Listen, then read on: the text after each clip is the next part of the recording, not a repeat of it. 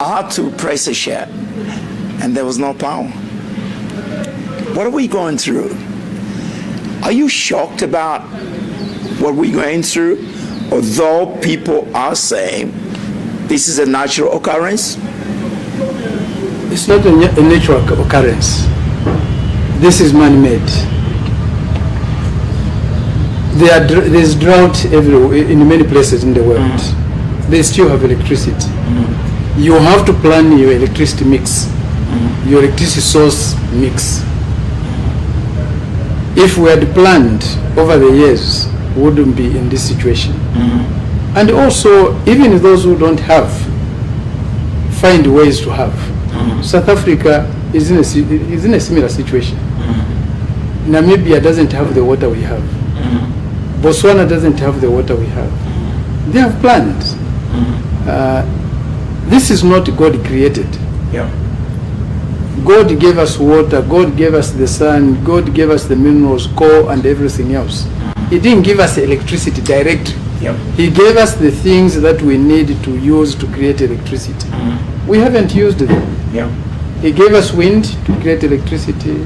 He gave us water to create electricity. He gave us coal to create electricity. He gave us the sun to create electricity. He gave us even nuclear.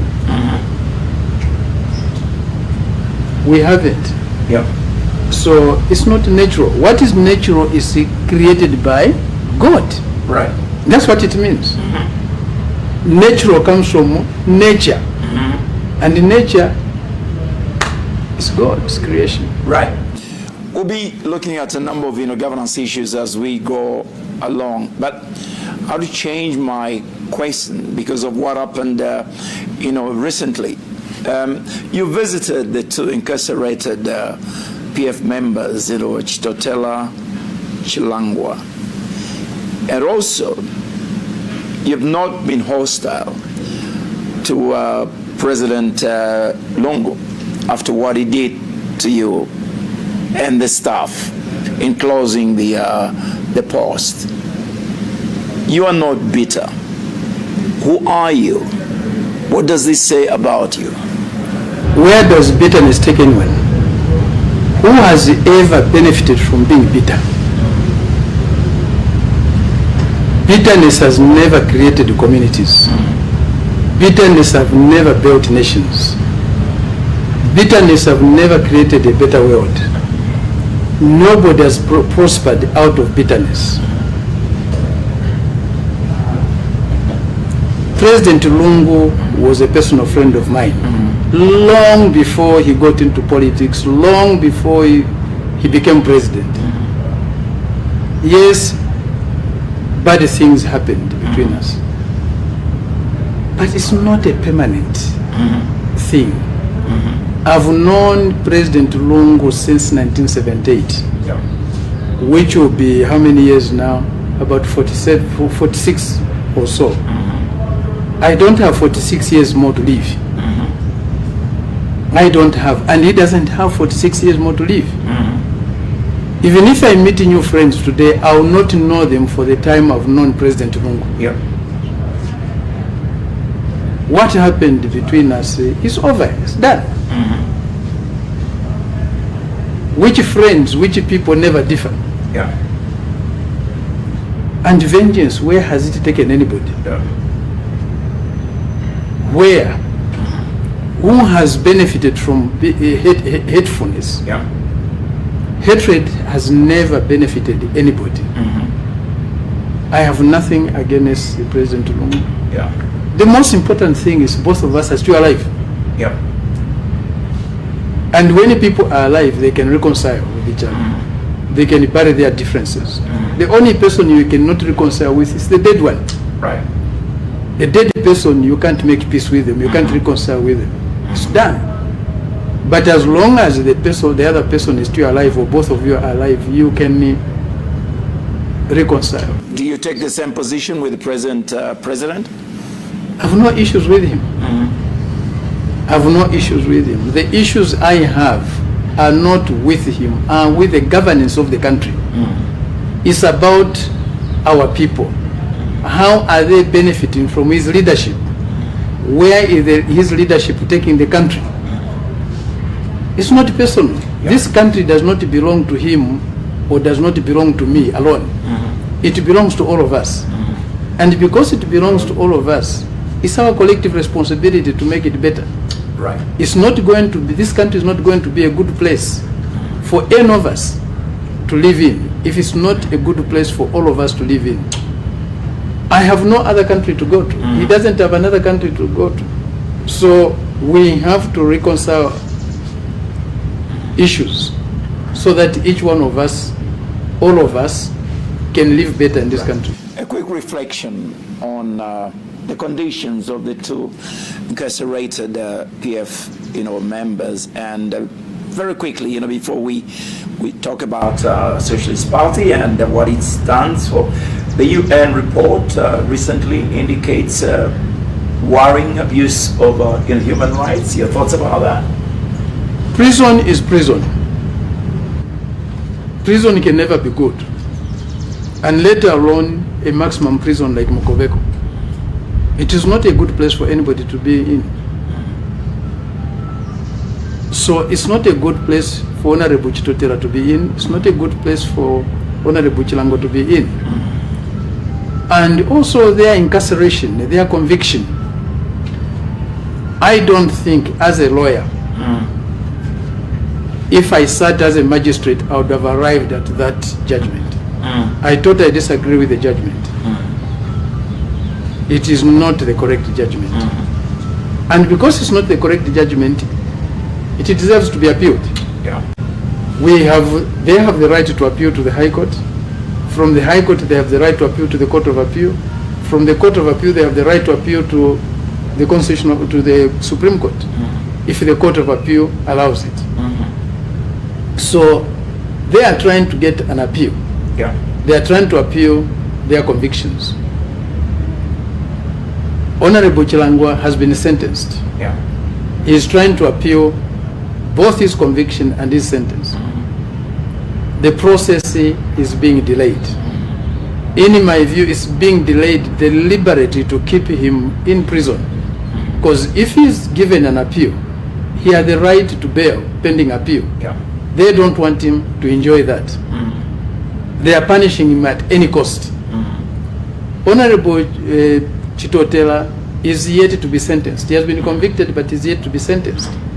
And he can't appeal until the sentence is passed. That also is being delayed unnecessarily, in my view.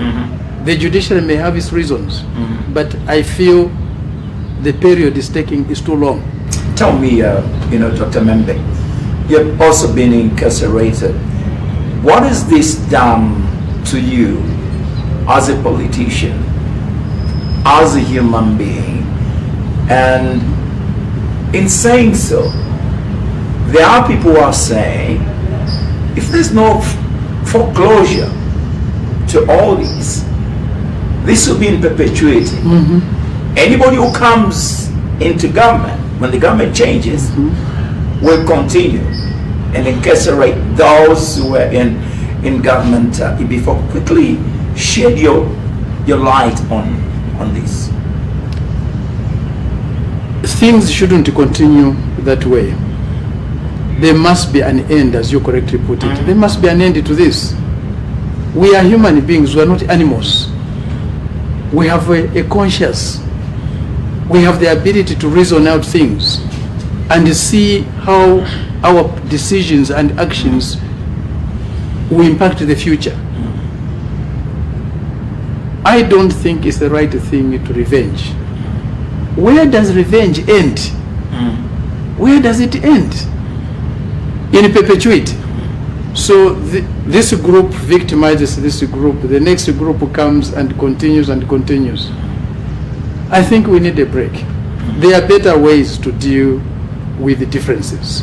There are better ways to punish people. I'm not saying wrongdoing should not be punished. I'm not saying those who commit crimes should not be punished. Even in God's scheme of things, there is punishment for those who go against His will. There is hell. It doesn't mean when you send people to hell, then you are hateful.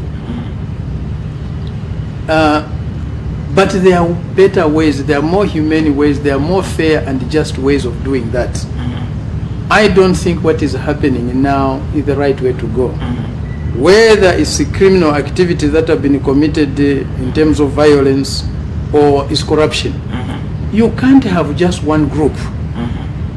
Not one section of our community has got all the vices and the other all the good things. You can't tell me it's only PF people and those in opposition who are wrongdoers. Those in the ruling party do not commit any wrong. They are not violent, they don't break any laws, they are not corrupt. If you look at the practices that are going on today, that's what it's telling us. Yeah. You can't just have former PF leaders, opposition leaders being arrested every week. You hear none being arrested from the ruling party over violence. The violence for which Honorable Chitotela and Honorable Chilango has been convicted has been committed against us. We have had our automobiles destroyed by non-UPND cadres in Eastern Province, in Luapula, in Northern, in Southern, and I can say even in Western. Yeah. Wherever there have been by-elections, we have been attacked, our vehicles have been destroyed. You have to fix them all the time. All the windows shattered, the tires punctured, and so on. We know those people who attack us. Yeah. I was attacked last year in Serenge. Who is being prosecuted today? Me, the person who was attacked. I made complaints against those who attacked me. None of them has been arrested. Some of my colleagues, my comrades, were also attacked. They have complained to police. None of the UPND cadres has been arrested and prosecuted. Can we say that's accidental? No, it's deliberate. I'll be coming to you very shortly, Dr. Musimali, but I think this is very important to me, and a lot of people are watching. All this is happening in a Christian country. Does this question our beliefs in Christianity as a people, as leaders? Very quickly, Doc. In James 2, we are told, faith without deeds is worthless. That's what James 2 tells us. Yeah. There are so many people who proclaim themselves to be Christians, but it's not you declaring yourself Christian that really matters. It's your deeds that make you a Christian. It's your actions that make you a Christian. You can go on the highest mountain and shout that you're a Christian without any deeds. You're not a Christian. Yeah. Let's be judged by our deeds, and not by declarations or proclamations. Absolutely. Dr. Musimali, Socialist Party, your Secretary General, what does it stand for? What does it mean to you, your members, and the populace at large? So as socialists, we deal with the real issues on the ground. So contrary to what many people think, we are not just theoreticians that are dreaming of ideas, isms, that are out there detached from the realities of our people. The president here was alluding to injustice that is here in this country. This is injustice that is being committed when you have political power. You are above the law. When you are poor, you can't have access to justice. Get into our prisons today and ask, where do you come from?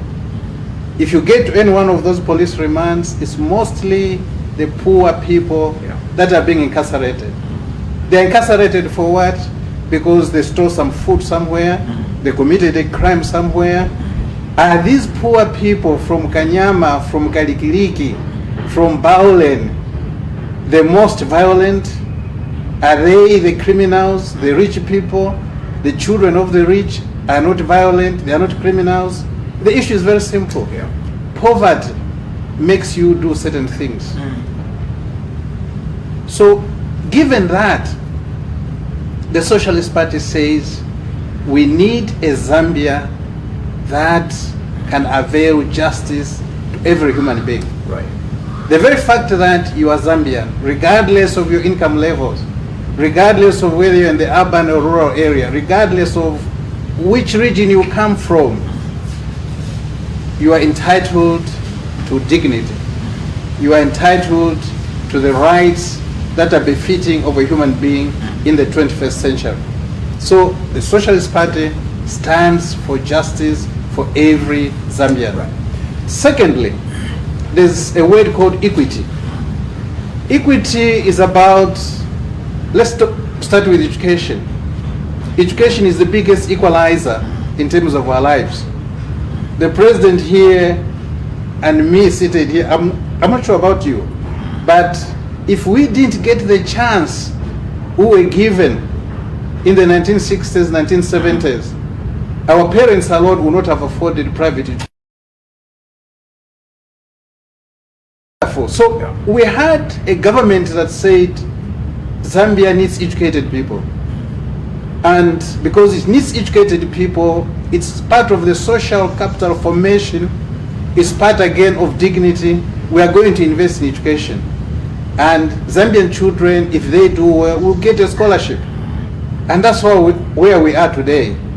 Because we had a government that did not segregate us on the basis of where we came from and what our parents were. So the issue of equity in education, equity in health, equity in terms of general development is key for any socialist undertaking. Last but not least, if you do not have justice, you do not have equitable distribution of wealth, of resources, of education, and many others, you can't have peace. Peace can only be secured in a situation where human beings are given the dignity and human beings feel and see equity. So again, in short, the Socialist Party stands for justice, equity, and peace. As a writer, to that, Dr. Msumali, one of the key assignment or responsibility of a socialist, party is social delivery. Can you deliver social amenities to the people in the midst of economic challenges that this country is facing? And as a writer, to that, how do you reconcile, how do you differentiate social delivery and handouts? So again, there's a fallacy in that question, because that's sort of the narrative. That's what is preached, that socialism is about people not working and you give them handouts. Socialism is about providing education and all these social services, but not being productive. That's very far away from socialism. So let's start with education. The biggest resource any country has is the people. And it's not just the people without education. It's the people with the skills, with their knowledge, with their behaviors, their practices towards work.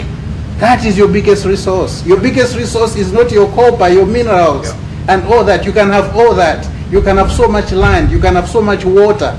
But that's not a resource so long you have a human being that's not working on it. So your key resource is the human being. Countries that have done well are countries that have invested in their social capital formation. So you're talking of a chicken egg paradox. What do you start with? You can start with saying, let's invite multinationals. Let them make money in Zambia. And that's what we did. But this did not invest straight away in the education of our people. We came into independence with less than 100 graduates in this country. We could not run our country without importing people to come and do the work for us. So that chicken egg paradox does not work in terms of social capital formation. Education is non-negotiable for any socialist undertaking. For any developmental goal, education must always come first. It also means you have to socialize it. Socialize it in the sense that it becomes number one responsibility for every citizen. All of us have to contribute in one way or the other to the attainment of education goals for our country. Number 2 part in terms of social capital formation is your health. Education itself improves health, but at the same time investing in your health systems, ensuring that what is called the socio-economic determinants of health, this is food, because if you don't eat, you are ill. Yeah. Clean water, if you don't have clean water, you are ill. Decent housing, if you don't have that, you become ill. So all these contribute to good health. So your good health is paramount. We are a sick nation. We are a sick nation in the sense that given 30 days, 100 people, 33 of them are going to be ill within that 30 days. And we're one of the worst in the whole world. We have failed in terms of coming up with a feasible, with a robust health system in this country. So investments in health, in education pay off. Right. Investments in health pay off. You can't develop a 21st century economy without that. So those are investments. They are not unproductive entities, unproductive investments. And they make you grow faster. Just something very quickly. I know there's an argument in Zambia where people say, oh, by the way, in 1964, Zambia was just as rich as South Korea, as this and that. That doesn't tally. The South Korea you're talking about had its own universities. They had polytechnics. They had very good schools. So the per capita income might have been lower, maybe the same as that of Zambia. But that of Zambia, you had the majority of Africans that were poor, and a few multinationals and a few settlers that were doing pretty well. So on the average, it looked like Zambia was a rich country. It wasn't, because we didn't have the social capital, and the Socialist Project builds on that. Very quickly, what would you be telling people when this government says even in a capitalist dispensation we can provide free education, which they're doing? Very quickly. Goodness me. So here's the situation. If we talk of free education, let's define what that free education means. And how much are they putting in education today that they're saying there's free education? They are putting in, over the last years that they have been in power, 8%, 9% in education. As the budget, not the disbursements. Yes, the disbursements are lower. They are putting in lower. So even the regional agreements that we have made, the African AU agreements that we have made, whether it's Abuja and all that, they have always talked of push your education spending, some would say to 20%, to 15%, and so forth. It will make sense that way. As a Socialist Party, we are saying that is too little for a poor economy like ours. Push in your 25%. So the Socialist Party in power, the budget will be 25% of it is going to get into education. At 25%, our arithmetic